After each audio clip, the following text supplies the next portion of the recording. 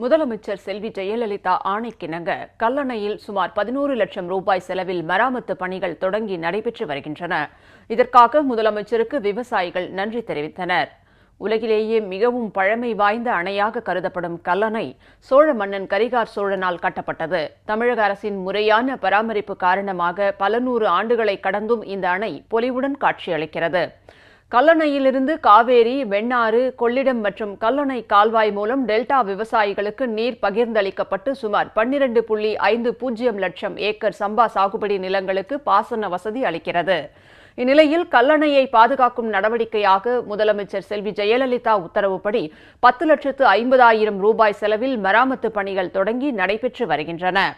கல்லணை கால்வாய் அணை மதகுகள் வண்ணம் பூசப்படுவதுடன் 117 ஷட்டர்களும் பழுது பார்க்கப்படுகின்றன. மராமத்து பணிகளை மேற்கொள்ள உத்தரவிட்ட முதலமைச்சர் செல்வி ஜெயலலிதாவுக்கு விவசாயிகள் நன்றி தெரிவித்துக் கொண்டனர்.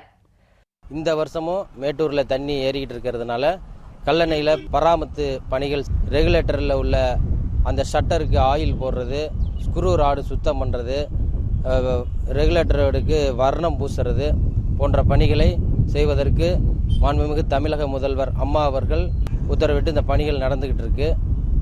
இது மாதிரி பணிகள் செய்ய உத்தரவிட்ட அம்மா அவர்களுக்கு தஞ்சை மாவட்ட விவசாயிகள் சார்பாக மிக்க நன்றியை தெரிவித்துக்கிறேன். மேட்டூரில் தண்ணி ஏறி கொண்டு இருக்கிறது. தண்ணி ஏறின பிறகு கல்லணைக்கு வந்து கல்லணையில இருந்து கால்வாய் வழியா விவசாயத்துக்கு விட இருக்கிறாங்க.